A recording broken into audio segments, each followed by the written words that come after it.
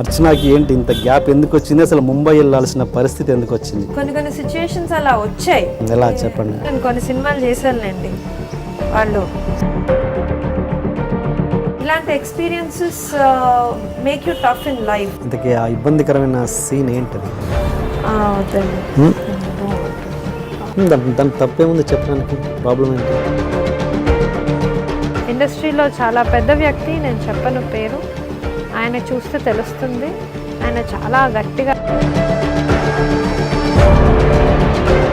నాకు తెలిసి నువ్వు వస్తానంటే నేను వద్దంటే సినిమా మీకు అస్సలు ఇష్టం లేదని ఆ సెట్లో విపరీతంగా ఏడ్చారని ప్రతిరోజు నిజమేనా? I don't know what to react.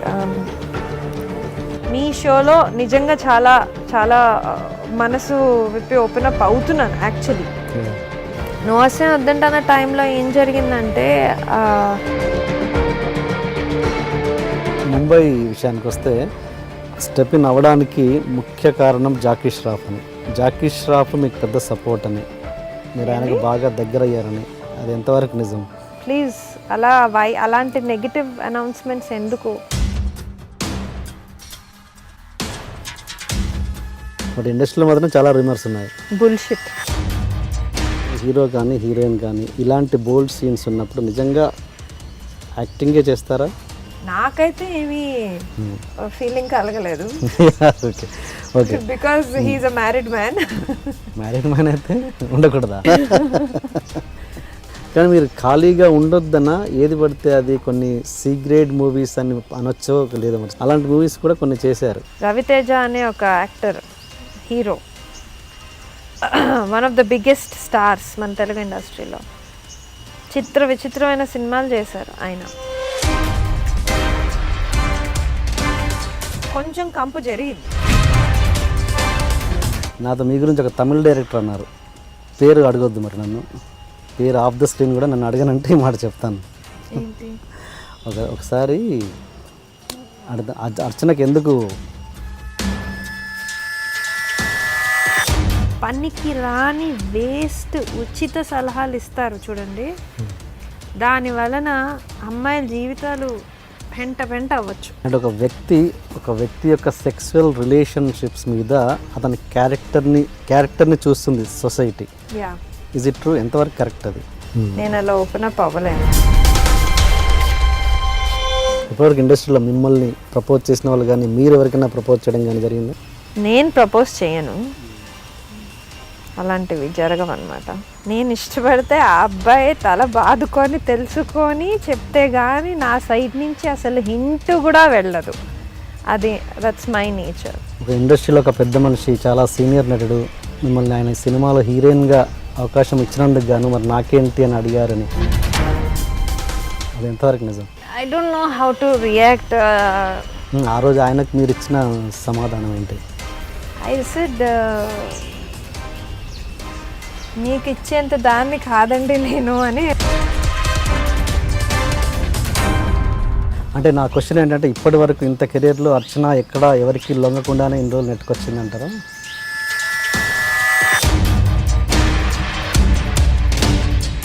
ఇలాంటి సిచ్యువేషన్స్ చాలా జరిగాయి నాకు లైఫ్లో. ఒక అవార్డ్స్ నైట్లో I don't even know how to react. దీన్ని పాలిటిక్స్ అంటామో, జస్ట్ ఒక స్టేజ్ మీద అవార్డు వెళ్ళి ఇవ్వాలి నేను ఒక హీరో తోటి. ఆ హీరో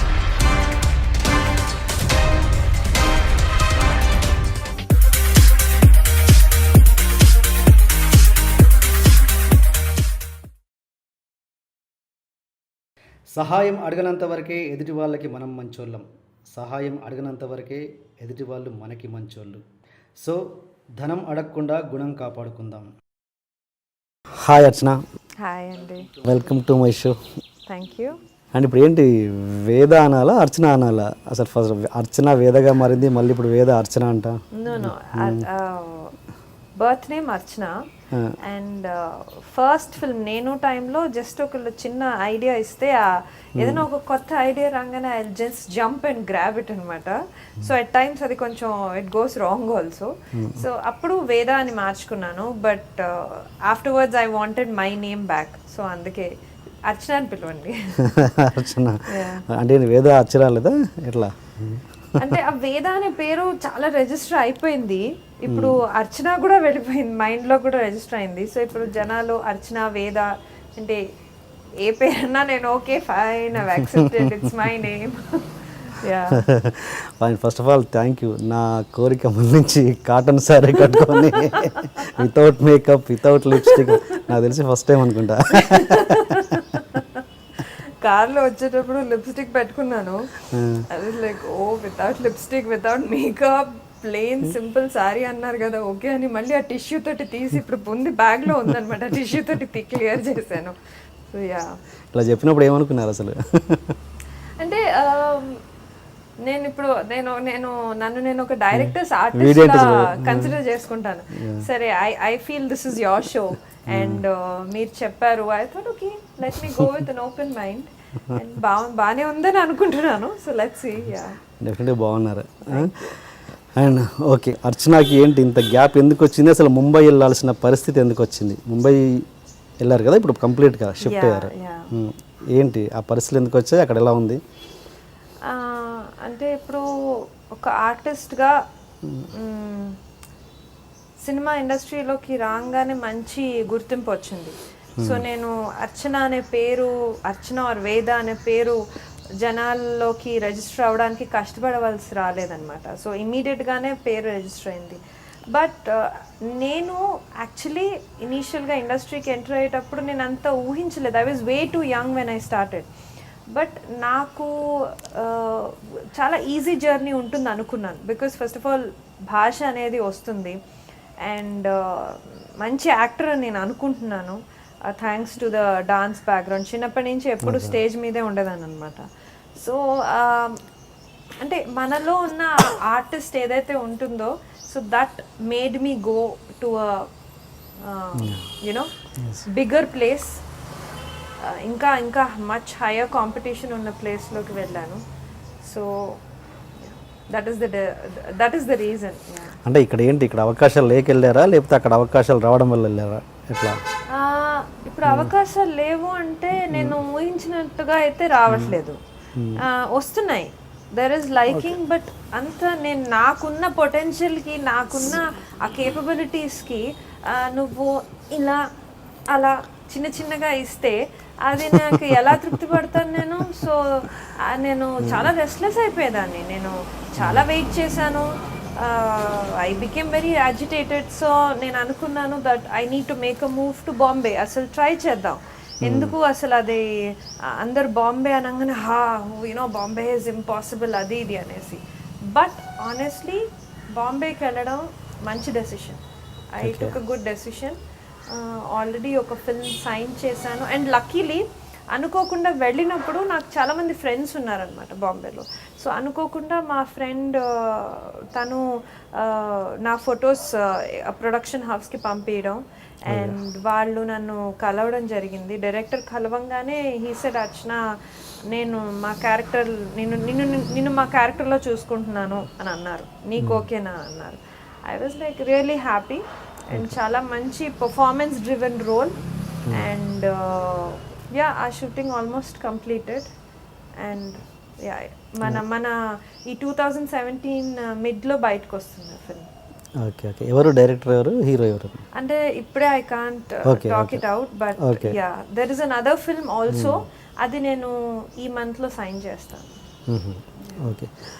అంటే ఇక్కడ అన్నారు కదా, ఇక్కడ చిన్న చిన్న నాకు ఫీడింగ్, చిన్న చిన్న అవకాశాలు ఇస్తే ఎలా సరిపోద్ది నాకు అని, అంటే అంటే ఎలా అనుకుంటారు అవకాశాలు? అంటే మీరు అంటే ఏమో వాళ్ళకి డైరెక్టర్లకి మీ పర్ఫార్మెన్స్ నచ్చలేదేమో, లేకపోతే మీ యాటిట్యూడ్ నచ్చలేదేమో, లేకపోతే మీ ఏదో రకరకాల కారణాల వల్ల మిమ్మల్ని తీసుకోకపోయి ఉండొచ్చు కదా, ఆ యాంగిల్ ఎందుకు ఆలోచించానండి. అందుకే ఇన్ని ఏళ్ళు నేను తెలుగు అనే పట్టుకొని ఉన్నాను.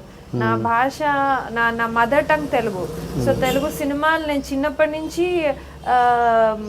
హిందీ కూడా చాలా చూస్తాను, హిందీ సినిమాలు చూస్తాను. హైదరాబాద్ అమ్మాయి కాబట్టి మన అండ్ ఇక్కడ అంతా యూనో ఈ భవన్స్ ఇట్లా ఈ convent education and all.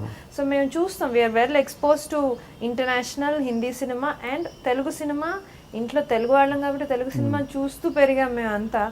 So ఆ పాటలు కానివ్వండి, ఆ మ్యూజిక్ కానివ్వండి, ఆ డాన్స్ కానివ్వండి, యాక్టింగ్ కానివ్వండి, it's there in your what do I say మన ఆ లైకింగ్లో కానివ్వండి అలా ఉంటుంది. సో బట్ ఆ తెలుగు ఇండస్ట్రీలో ఏదైతే ఆ కేక్ వాక్ అని ఏదైతే ఎక్స్పెక్ట్ చేశానో, I thought I will be very easily be there. అంటే ఇప్పుడు ఒక సక్సెస్ని మెజర్ చేయాలి అంటే టాప్ సెకండ్ అని అనుకుంటాం కాబట్టి I thought I will be one of the most successful league. But ఆ పాపులారిటీ వచ్చింది, people like me, but industry నన్ను అంత హోల్ హార్టెడ్గా నన్ను okay Archana has that potential అని నాకు అది ఆ ప్లాట్ఫామ్ ఇవ్వట్లేదు. సో నేను చేశాను ఫిల్మ్స్ చాలా చేశాను, బట్ యునో ఆ సాటిస్ఫాక్టరీ లెవెల్లోకి రావట్లేదు. సో నాకు వచ్చిన ప్రతి ఫిల్మ్ నేను అట్మోస్ట్ కన్విక్షన్తో చేశాను. కొన్ని గుడ్ చాయిసెస్, కొన్ని రాంగ్ చాయిసెస్. నాకు ఫిల్మ్ ఇండస్ట్రీ బ్యాక్గ్రౌండ్ నుంచి కాదు నేను. So you know simple traditional you know Telugu family. So ఏ సబ్జెక్ట్స్ చూస్ చేసుకోవాలి అవన్నీ you know. So I learned with my own falls. నేను నా మిస్టేక్స్ తోటి నేను నేర్చుకున్నాను ఇలా చేయకూడదు అని. సో అంటే కేవలం తెలుగు అమ్మాయి అవ్వడం వల్ల చిన్న చూపు అన్నది ఇండస్ట్రీలో ఉందా అసలు? కేవలం తెలుగు అమ్మాయి అవ్వడం వల్ల ఏమో నాకు కొన్నిసార్లు ఎలా అంటే ఇప్పుడు నాకు చాలామంది అన్నారు, నేను బయటకి ప్రతి చోట అంటారు, ఐ మీన్ ఎక్కడికి వెళ్ళినా జనాలు అంటారు తెలుగు అని మీరు చెప్పకుండా ఉండవలసింది, తెలుగు రాదు అన్నట్టు యూనో చెప్పుండవలసింది మీరు అని అంటారు. నాకు అది ఎంత సిల్లీగా అనిపిస్తుంది అంటే, అంత నాకు మ్యానిపులేషన్స్ అవన్నీ I don't no all that. But ఇప్పుడు చూస్తుంటే అలానే ఉంది పరిస్థితి. నాకు తెలిసి నార్త్లో మిమ్మల్ని నాకు సౌత్ ఇండియన్ లుక్ కావాల్సిన అమ్మాయి కావాలి అని మిమ్మల్ని అడుగుతున్నారంట, నిజమేనా? నార్త్ లో ఇన్ఫాక్ట్ సౌత్ లుక్ కావాల్సిన బాంబేలో నేను చేసే క్యారెక్టర్ ముస్లిం అమ్మాయి క్యారెక్టర్. షీఈ్ కాశ్మీరీ ముస్లిం క్యారెక్టర్ అనమాట. అండ్ బాంబేలో వాళ్ళు సౌత్ ఇండియన్ రోల్కి నేను సెలెక్ట్ కాలేదు, దీనికి but I don't know what it is. అక్కడ తెలుసా మీరు సౌత్ అమ్మాయి అని? తెలుసు, నమ్మరు, ఎవరు నమ్మరు, అడుగుతూనే ఉంటారు. యూ ఆర్ పంజాబీ అంటారు, you are this you are that. I said అయ్యో దేవుడా కాదండి నేను తెలుగు అమ్మాయిని అని అంటే యా.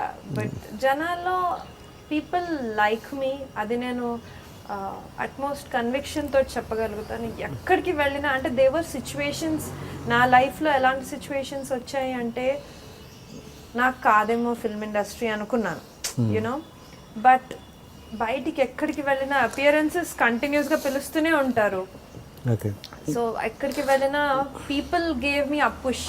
అంటే ఫిల్మీ డ్రామా సీన్స్ ఉంటాయి కదా మన సినిమాల్లో, డ్రామాటిక్ సీన్స్. నేను ఏదో లోపల ఎంత బాధపడుతూ నాకు కాదేమో తెలుగు ఇండస్ట్రీ అని అనుకున్న రోజుల్లో అలాంటి సిచ్యువేషన్స్లో ఏదో సైన్స్ రావడం, ఎవరో ఒకళ్ళు యూనో జనాలు నాకు చాలా నాకు మెయిల్స్లో కానివ్వండి, లెటర్స్ కానివ్వండి, they expressed we see you in a very good position Archana, keep working hard అని.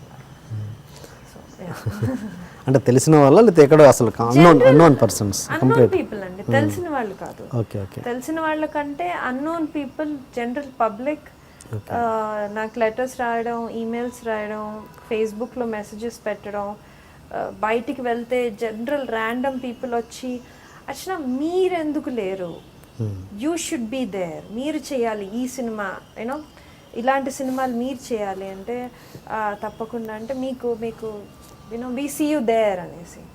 So that is my encouragement. Okay. మామూలు ఇక్కడ ఇండస్ట్రీలో తెలుగు అమ్మాయిలు అంటే చిన్న చూపు ఉందని కొంతమంది అంటుంటారు, అది ఎంతవరకు నిజం నాకు తెలియదు కానీ చిన్న చూపు అంటారు. అదే బాలీవుడ్లో కూడా అదే పరిస్థితి ఉందా, లేకపోతే సౌత్ వాళ్ళని ఇంకా చిన్న చూపు చూస్తారు? అక్కడ ఎలా ఉంది అంటే ఇప్పుడు నేను బాలీవుడ్ గురించి అంటే ఇక్కడ నార్త్ వాళ్ళకి ఎక్కువ ప్రిఫరెన్స్ ఇస్తారు, ఇక్కడైతే ఎక్కువగా. అక్కడ అదే ఉందా, సౌత్ వాళ్ళని ఇంకా చులకనగా చూస్తారా ఇట్లా? నేను ఎప్పుడు చిన్న చూపు అని నేను, ఎందుకంటే నాకు కొంచెం సెల్ఫ్ రెస్పెక్ట్ చాలానే ఎక్కువ. నాకు చిన్న చూపు అని చూస్తున్నారన్న I never carried myself like that. But ఆనెస్ట్గా మనం ఓపెన్గా మాట్లాడుకుంటే ఎస్, అంటే ఇక్కడ బాంబేకి వెళ్ళి నేను చాలా విషయాలు తెలుసుకున్నాను. ఎందుకు, what is that I'm lacking, నాలో ఏంటి మిస్ అవుతోంది, మన వాళ్ళు నన్నెందుకు తీసుకోవట్లేదు, అక్కడెక్కడి నుంచో ఎందుకు తీసుకుంటున్నారు అని, ఇవన్నీ చాలా, it is just an image. అంటే మనకి ఈ అమ్మాయి ఇక్కడే అవైలబుల్గా ఉంది, she's just a phone call away, నేను అనుకుంటున్నాను, I might be wrong, but ఆ యాటిట్యూడ్ ఉందేమో అని నేను అనుకున్నా. బికాజ్ ఒక డెడికేటెడ్ ఆర్టిస్ట్ అని నేను అనుకుంటాను, నన్ను నేను I can say with pride. Because నేను ఎప్పుడూ ఒక డైరెక్టర్ కానివ్వండి, ప్రొడ్యూసర్ కానివ్వండి, డేట్స్ దగ్గర కానివ్వండి, కాల్ షీట్స్ దగ్గర కానివ్వండి, యాక్టింగ్ పరంగా I never bothered them. So ఒక సినిమా చేసిన ప్రతి ఫిల్మ్, ప్రతి డైరెక్టర్ చాలా ఇంప్రెస్ అయ్యారు, ప్రతి దే వర్ వెరీ ఇంప్రెస్